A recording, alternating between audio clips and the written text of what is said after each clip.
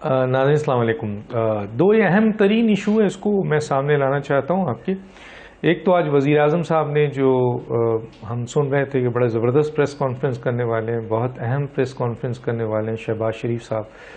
تمام لوگ انتظار میں تھے کہ شاید آج وہ کوئی آرمی چیف کا اعلان کر دیں گے یا کوئی اہم ترین قانونی جو ہے وہ فیصلے یا کچھ اہم ترین حکومتی فیصلے کا اعلان کریں گے، لیکن وہی ہوا کہ کھودا پہاڑ نکلا چوہا، کچھ بھی نہیں تھا۔ وہی الزامات، وہی اپنی اپوزیشن کو سامنے رکھے کہ یہ غدار ہے، یہ سازشی ہیں، یہ جھوٹا ہے۔ وہ دیکھیں، یہ حکومت کا کام نہیں ہے، یہ وزیر اعظم کا کام نہیں ہے کہ یہ اگر وہ غدار ہے تو اس کو سزا کون دے گا؟ حکومت دے گی نا، ہم تو نہیں دیں گے۔ تو پھر وزیر اعظم صاحب اگر میڈیا میں بیٹھ کر صحافیوں کے سامنے یہ کہیں کہ عمران خان غدار ہے، آپ تو پھر ہمارا سوال تو یہی ہوگا کہ اس کو سزا کون دے گا؟ اگر حکومت کو پتہ ہے کہ یہ غدار ہیں، یہ سازش ہے، اس نے سائفر میں سازش کی ہے، یہ ملک کے خلاف سازش کر رہا ہے، یہ فوج کے خلاف اکسا رہا ہے، تو قانون موجود ہے، آپ قانونی کارروائی کریں۔ وہ الگ بات ہے کہ پھر عدالتیں ہوں گی، عدالتیں فیصلہ کریں گی، لیکن حکومت کے پاس اختیار آئین نے دیا ہے ایگزیکٹو کو، آئین کا آرٹیکل 97 ہے، بڑے اختیارات ہیں۔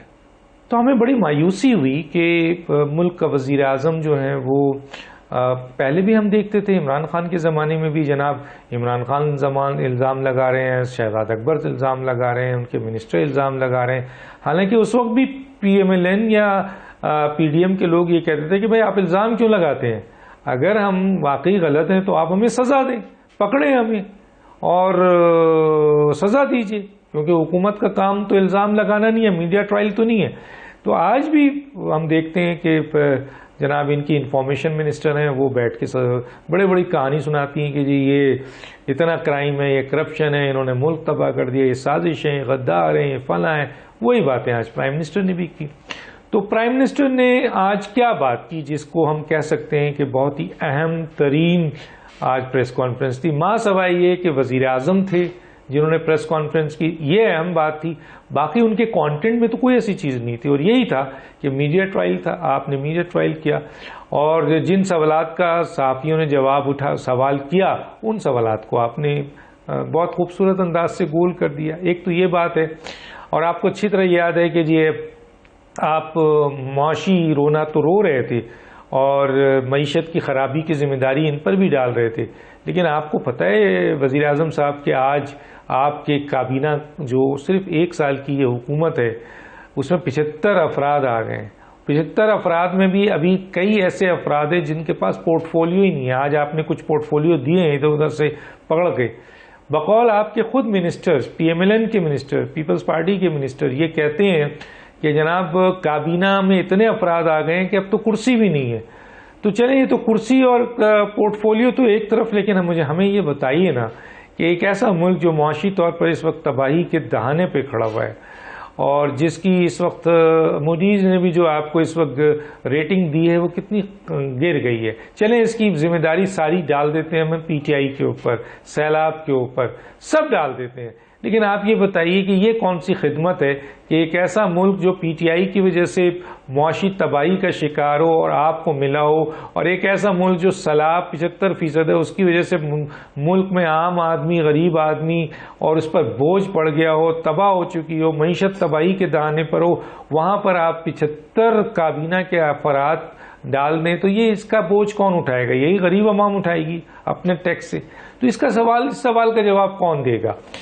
ہمیں وہ ہوتا ہے کہ یہ جو سوال ہے اس کا جواب کس طرح سے آپ دیں گے کہ یہی کہہ کے کہ ہم اتحادی حکومت ہیں، تو کیا اتحادی حکومت جو آپ نے عدم اعتماد لائے تھے تو آپ تو یہ کہہ کے لائے تھے کہ عمران خان جو ہے وہ معاشی تباہ کر رہا ہے، معاشی تباہی لا رہا ہے، مہنگائی لا رہا ہے، عوام مر رہے ہیں، کھانے کو نہیں ہے، بے روزگار ہو رہے ہیں لوگ ہیں، مہنگائی جو ہے وہ 14% ہو گئی ہے، 20% ہو گئی ہے، اور روز بروز ہو رہی ہے، اور ملک معاشی تباہی کی طرف جا رہا ہے، تو اس لیے ہم نے یہ حکومت لی ہے۔ تو جب آپ نے یہ حکومت لی اور عدم اعتماد لائے تو کیا آپ ایک میٹنگ کر کے تمام کے تمام اتحادی اس بات پر اپنے آپ کو ایک ایجنڈے پہ نہیں لا سکتے تھے کہ جی ہم نے جن بنیادوں پر پی ٹی آئی کی حکومت کو عدم اعتماد کے ذریعے گرایا ہے وہ یہ ہے. تو اگر ہم 75 کی کابینہ لے کے جائیں گے تو لوگ اس پر کیا کہیں گے؟ ہم کیسے سیٹسفائی کریں گے کہ 75 کی کابینہ جن کے گاڑیاں، ڈرائیور، جن کے آفیسز، جن کے بہت ساری فیسلٹیز، ان سب کو کون پے کرے گا؟ ظاہر ہے وہ پے کون کرے گا؟ وہ جو ہے آپ کا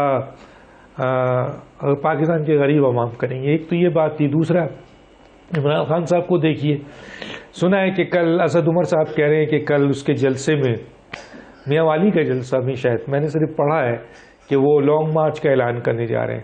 ایک طرف وہ کہہ رہے ہیں کہ پاکستان معاشی تباہی کا شکار ہے، اور دوسری اور یہ کہ جب تک سیاسی مقاصد، سیاسی بحران حل نہیں ہوگا اس وقت تک معاشی بحران یہ حل نہیں کر سکتی حکومت. آپ کہہ رہے ہیں، آپ خود کہہ رہے ہیں عمران خان صاحب، لیکن آپ یہ بھی تو دیکھیں کہ اس وقت پاکستان میں سیاسی بحران کون پیدا کر رہا ہے؟ کیا یہ حکومت کر رہی ہے؟ کیا شہباز شریف خود کر رہے ہیں؟ کیا پی ڈی ایم کی حکومت اتحادی خود کر رہی ہے؟